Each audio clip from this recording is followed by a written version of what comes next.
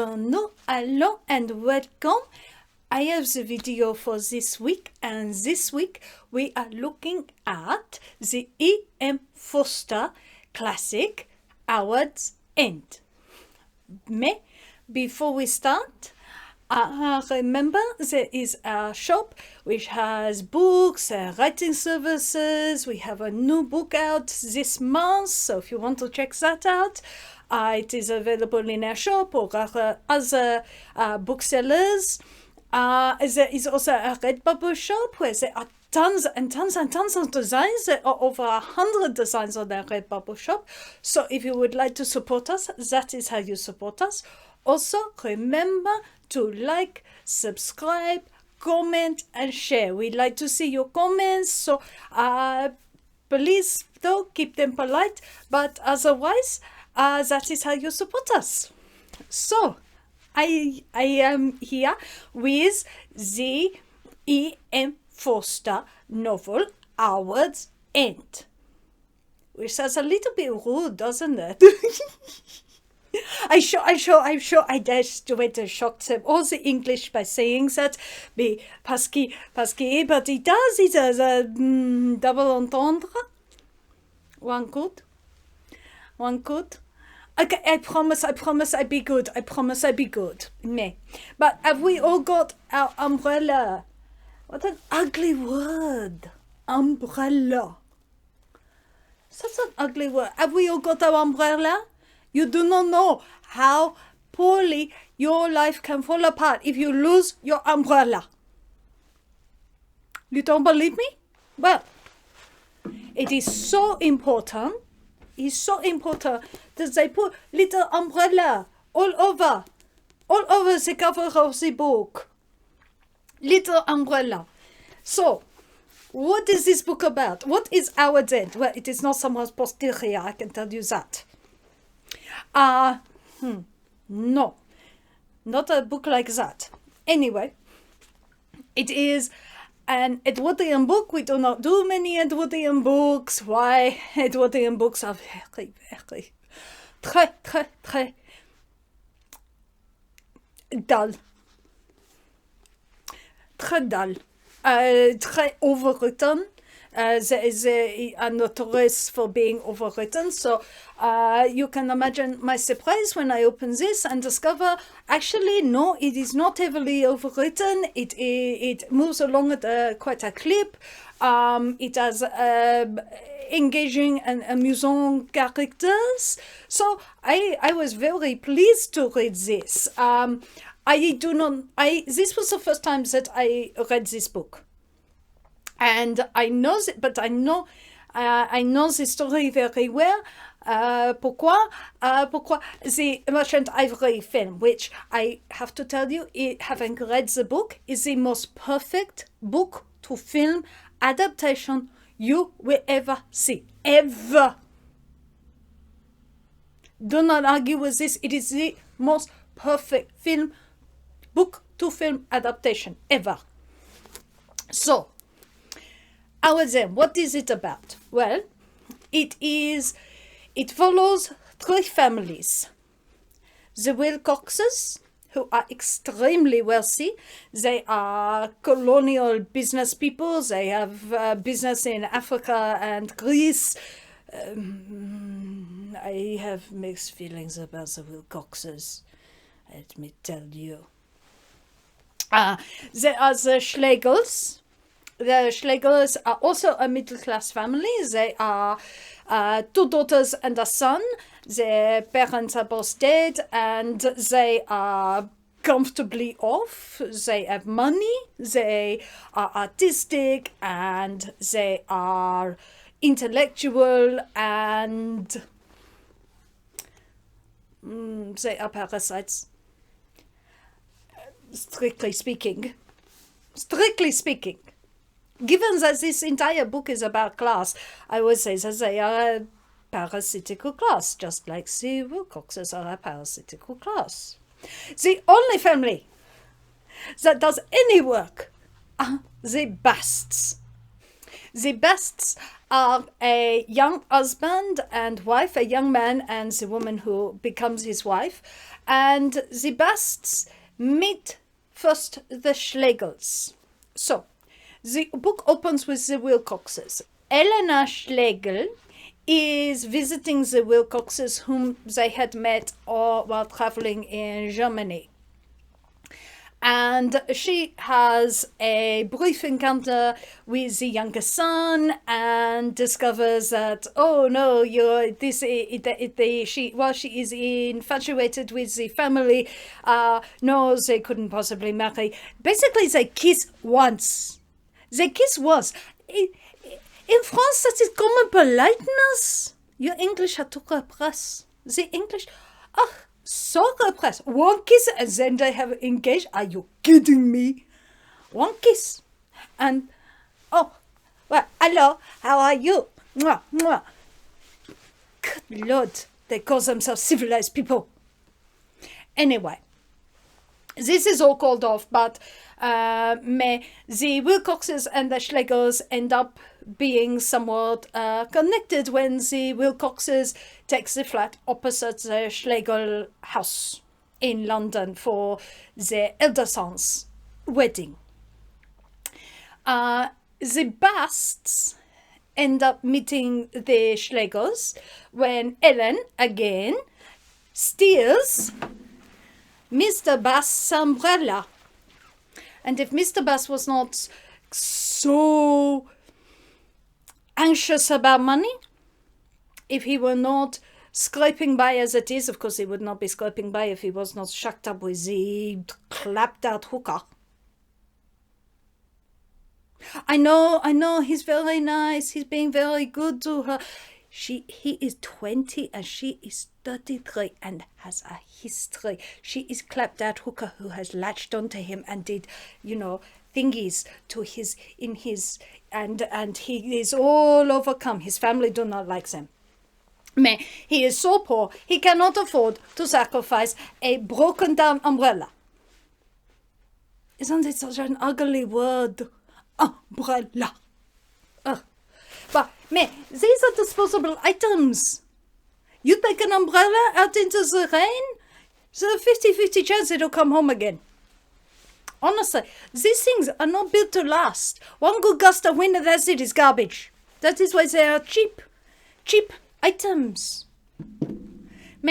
Unfortunately, Leonard Bast did not get that memo. He is very concerned about his umbrella. And he ends up meeting with the Schlegels, and it turns out that Leonard Bast is a very creative, imaginative young man who is unable to engage in the kind of life that he wants. Pourquoi? Because he has no money.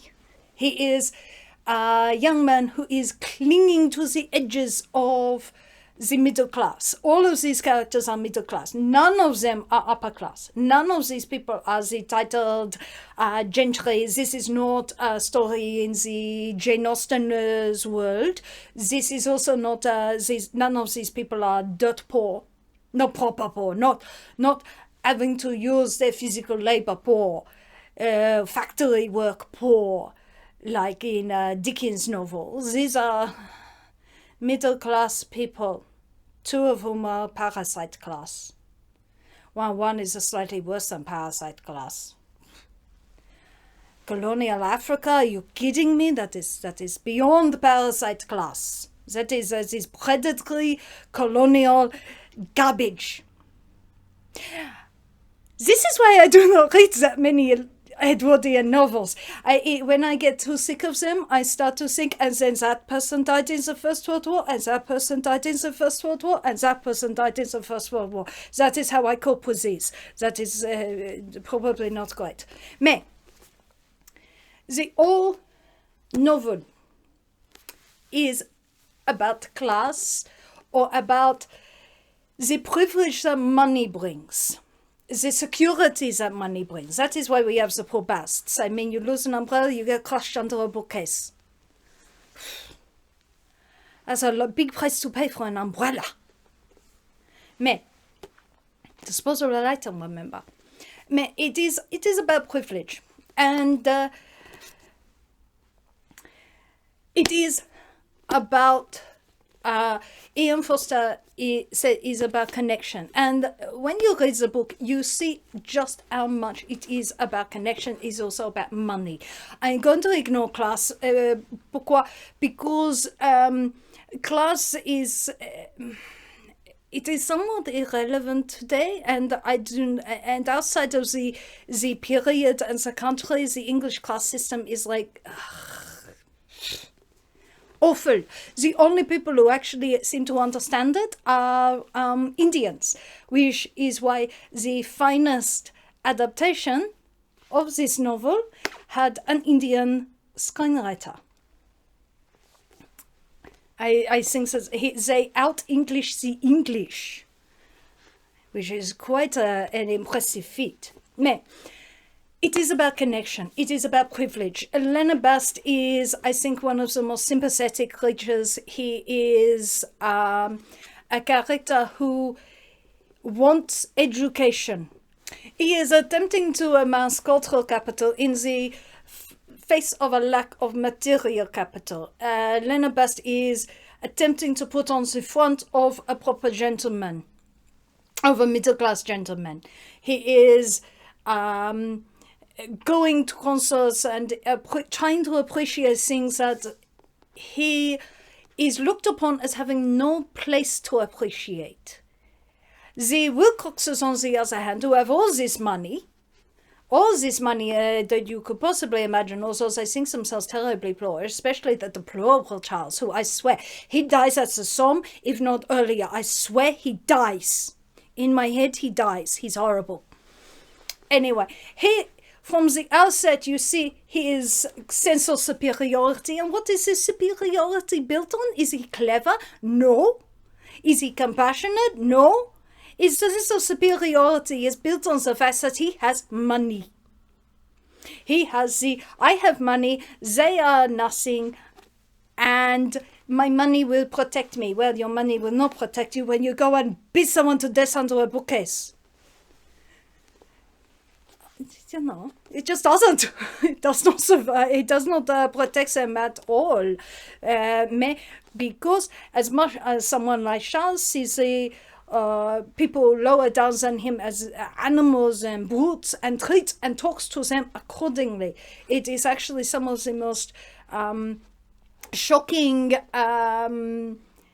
piece to read is the language of Charles when he talks to people whom he does not see as equals, and it is supposed to be shocking.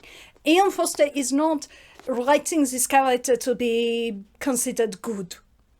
He is selfish and rude and awful. Mr. Wilcox is selfish and powerful, but he is also not so entirely blind to his privilege. He patronizes. He patronizes the lower classes. He treats them with exaggerated politeness. He tip everybody. They remember you. It is a very self-interested, and it is very patronizing. It's also disinterested. It's like, oh yes, change your position. This will happen, and no, I'm not responsible for him losing his job. This is the Mr. Wilcox attitude. It is dole out all this stuff and tell people how they should live, because oh well, that is the way of things. People lose their jobs. It's very callous. It is patronizing and callous. But he is not completely ignorant of the fact that he is in that position because he has money. Charles, on the other hand, does not see that. And he sees other people as not human, not properly human, if they have not as much money as he has. He is greedy and selfish and jealous and nasty. Like I say, I hope he dies in the war. In fact, I would not even let him go for as long as the war, as the Somme. I'd have him killed off early, much earlier. Very, very earlier. Because of course he would sign up to clear his name after the manslaughter thing. And he would get out of prison just in time. too. Absolutely, Charles would do that, and Charles would die. Charles would die. But anyway, the Schlegels are people who are aware of their privilege, and I think that they are more of like a class like Virginia Woolf's family, the Stevens, intellectual, living in the world of the mind, very protected and insulated by their wealth. They are aware of the world outside themselves, but at the same time, they are perfectly willing to insulate themselves from the worst of that. Ellen is a more romantic figure than Margaret. Margaret is much more practical. Margaret has been thrust into the role of mother at 13 when her own mother died, leaving her and her father with her little siblings, one of whom, Tibby, was a baby at the time. She is, at the time of this novel, in her mid to late 20s. So it takes place over about a 3-4 year period. So she's about 23, 24 at the beginning of the book, and 27, 28 by the end of the book. She is the one who is endeavoring to connect people. She is the one who is most aware of the privilege of money. She is the one who is encouraging of Leonard Bast initially, but at the same time she is also perfectly willing to drop him when it becomes inconvenient for her class and her own relations. She is not beneath the callousness that the privilege of money can provide. This book is published in 1910 first, but at the same time you do have, even in this book, which when you are looking historically, it is really hard to sort of fully understand how the tensions in Europe were playing out. But you get the sense the Schlegels are half German, half English. They have an English mother and a German father. Their father is the German who left Germany after unification, or even a little before. A lot of Australian Germans, especially in Adelaide, left Germany for same reasons. They did not like the Bismarck imposition, and the Kaiser, they felt that he was impeding their freedom, and they wished to move to more democratic countries. And it is part of the reason why we have in Australia a large German population of old Germans, of pre-World War I Germans, actually pre-Federation Germans. In the country, is actually for the same sort of reasons that Schlegel leaves Germany for England in this book. You get the tensions of this, although it is a very undercurrent, you get a tension of there is a continent and there is England, and England has an empire, and the continent is jealous of that, and that England sees it itself as superior. So just as the Wilcoxes have a great deal of superiority and patronizing attitude, they are also a representative of England. They are empire, they are aloof, and they are in a world where these tensions are very, very coming to the surface. And I think that is also part of what Foster means by only connect, that these tensions are coming because it is not just individuals who cannot connect, but nations that cannot connect, people who cannot see things from other people's perspective. If Mr. Wilcox could see things from other people's perspective, if he had an ounce of empathy, would he be in Africa? Surely there are other ways to make money than by exploiting the indigenous peoples of Africa. Mais this is the point. This is a world where people are there to be exploited, whether they are people in colonial countries, whether they are the indigenous people of other countries, whether they are the working class of your own country, whether they are lower people in you. It is a book about how the predatory nature of this is incredibly corrosive, and the predatory nature and the corrosive nature is emblemized by London, which is creeping out its suburbs into the countryside, where the countryside, Howard's End, which used to be a small farm, is being eaten up so that it is now a house and a meadow. This progress, this capital, this modern idea is eating up the English countryside, the world that preceded it, the world of the Victorians, the Edwardians, the old world. And in some ways, the world of the mind and the world of art are being slowly consumed by the world of capital and business and progress. And the sacrifices that can be made for capital and business and progress are perfectly acceptable, even if it means crashing a poor clerk to death under a big heavy bookcase. Because there's no way the books fell on him without the bookcase, him bringing the bookcase down on himself. Poor man. And it doesn't matter what heart condition you have. You have a 6-foot oak bookcase fall on you, you're going to be dead. Full of books. He got crushed to death, is what happened to him. And that is why Charles ends up in prison.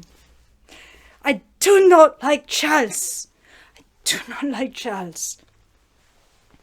So, one thing reading this is how resonant it is to our time.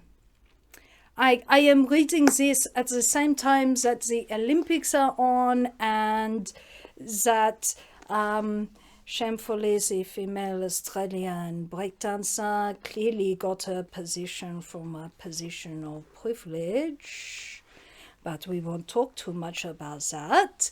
But also we have a lot of people discussing late stage capitalism. And in all honesty, is this stage capitalism any more predatory than this stage capitalism?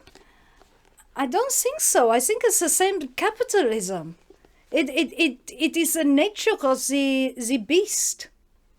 The only person who works in this book is Leonard Bast, and Leonard Bast is incredibly, he is just a cog in a machine. His work does not even have the dignity of an artisan. He is a cog in a machine, and without the machine that he was built to be the cog in the Porphyrian fire insurance company, he cannot exist even in another place. He says once a man over 21 loses his position, he's done for. Even a working class man has a better position than Leonard Bast. A cobbler can get another job as a cobbler. A bricklayer, this building metropolis is always going to need another bricklayer. A farmer the world is always going to need more farmers and people to grow food. He is not even engaged in useful work. He lives a dreary, grey existence doing useless work. And I think that is done deliberately. Here is a person with a mind, with an imagination, with creativity, and because of lack of money, he is doing useless work. Because of lack of money, and combined with a desire to retain a certain class. Because there is no, if he slipped down and tried to do a job, a working man job, a waiter, concierge, any of these servant jobs, that is moving down in the world, and that would damage his dignity. And it is like, If you are a waiter, you are at least bringing people food. A cook is bringing people food. They are doing something that at least, it might be drudgery, but boy, it is better than what he is doing. He is doing something that is so useless for the sake of class. It's not even as if it is keeping him rich. I swear there are gringos who are richer than him. There are probably agricultural laborers who live a brighter, more beautiful, more vivid life than Leonard Bast. Leonard Bast is tragic. He is unbelievably tragic. Because he has a mind for something more than what he is, yet he has not the funds to pursue it.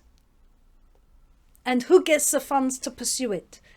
Boring grey men who care for nothing except property and buying things and moving around and shooting and sporting and driving cars. And property especially, which is where the Howard's End comes in.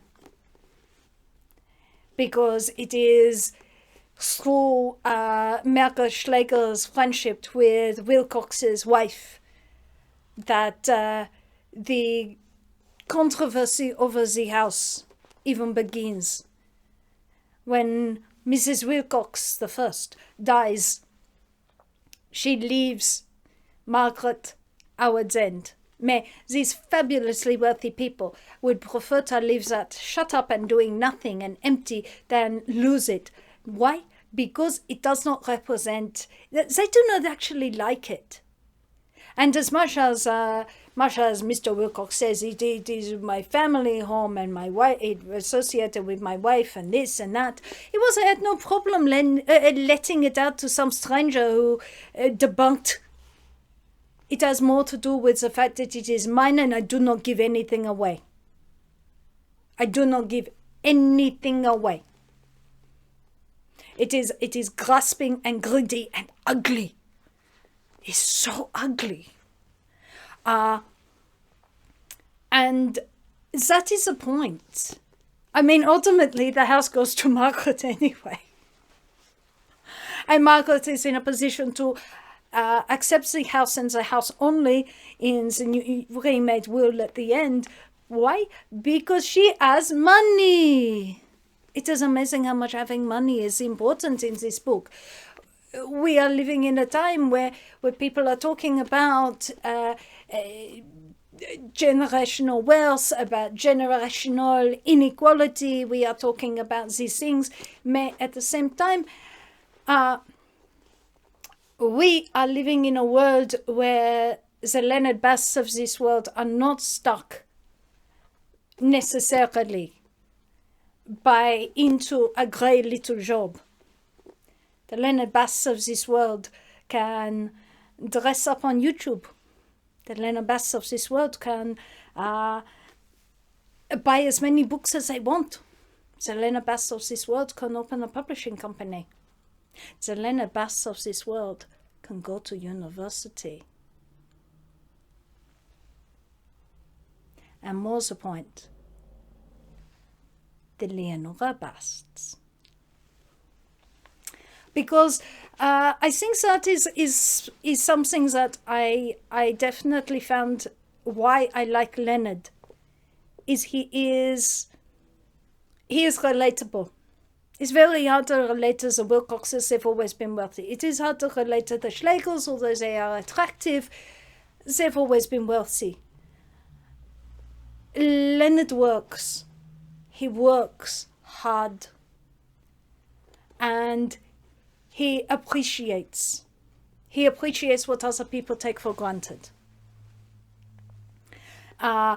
Unfortunately, what he does not realize is that cultural capital like that does not replace the real capital, and that cultural capital does not make you a Wilcox.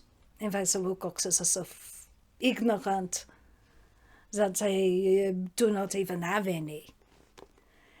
The Schlegels he meet, and he has something, but he is still a curiosity. He's a curiosity because as much as he has grasped at the capital, he has not understood how to spend it. And I certainly, he is young. He will understand how he spent it when he is in his 30s, when he is in his 40s. If he had have ever got there, had he not lost his umbrella.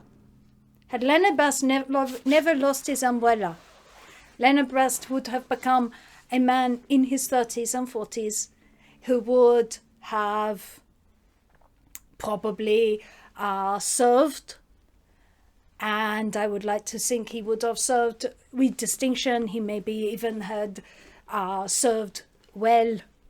So the statistics would tell you he got blown up like Charles. Anyway,